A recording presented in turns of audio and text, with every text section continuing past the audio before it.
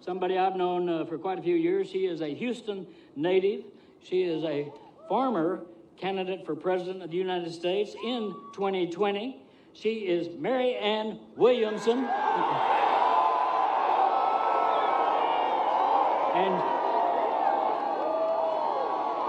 And she is here.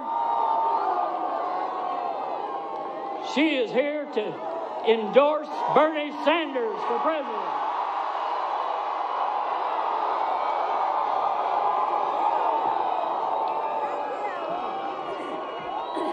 Thank you. Thank you. I love you too. Thank you.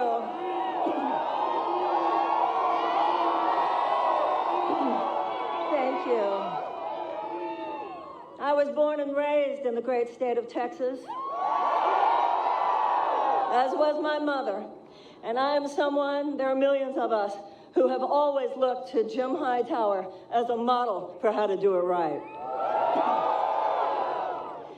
When I was a little girl growing up in Houston, I used to put my hand in front of my heart, like millions of others.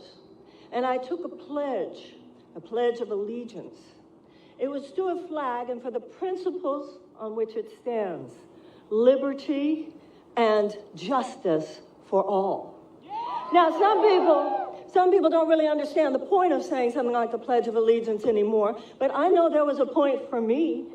The fact that when I was a little girl, all those years at Mark Twain Elementary School, the fact that as a little girl, I put my hand in front of my heart and I pledged allegiance to liberty and justice for all turned me into a woman who gets really pissed when I see it not happening.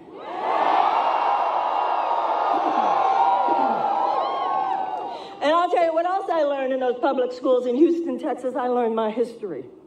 I learned that there were other generations just like this one for whom it was time to take a stand. The abolitionists saw liberty and justice not happening, and they stood. And the women suffragettes saw liberty and justice not happening, and they stood. And the civil rights workers saw liberty and justice not happening. And it was the people in those cases, not the governments, not the elites, not the status quo. It was the people who rose up and the people who woke up and the people who stepped in. And now it is our turn.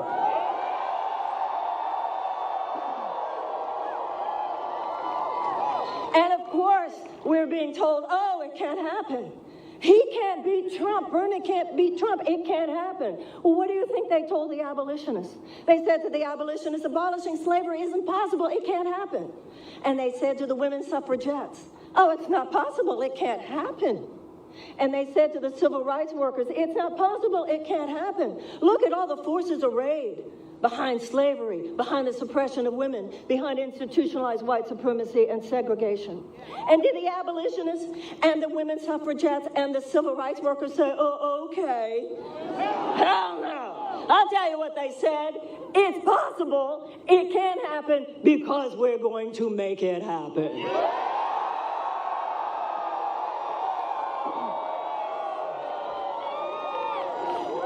I'll tell you what's already happened to those who say it cannot happen. You just tell them this. It already happened. He won Iowa.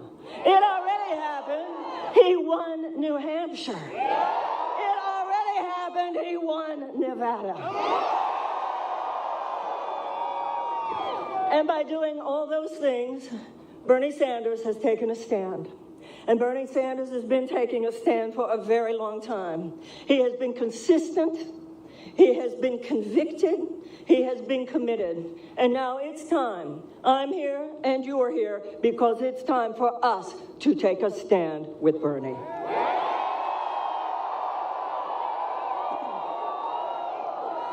It's our turn now. Just as it was the abolitionists' turn, and just as it was the suffragettes' turn, just as it was the civil rights workers' turn, just as it is the turn of those who stand at Standing Rock, just as it is the turn of all those who are standing today. Today, we're not saying to forces of slavery, we're not saying to forces of suppression of women, we're not saying to forces of segregation, but we are saying to the forces, whatever those corporate aristocratic forces are, that would mitigate against liberty and justice for all, whether it is the prison industrial complex, whether it is the military industrial complex, whether it is the pharmaceutical complex, and whether it is the campaign media industrial complex.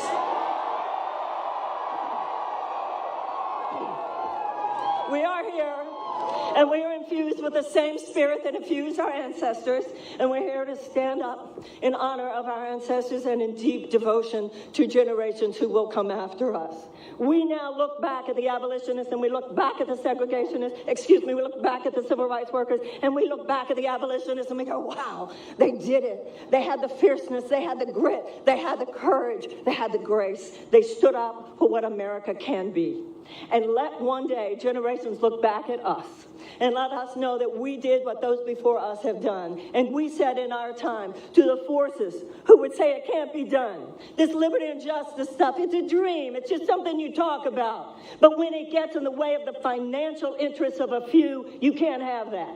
And we have been trained in America over the last few decades to expect too little, to say pretty please about things that should be the right of every American. Today, we're tired of saying pretty please. We're going to stand up. We're going to show up because we woke up, and we're going to say with grace, we're going to say with style, we're going to say to all those who say liberty and justice cannot be done, sure hell can be, because we're here and we're with Bernie.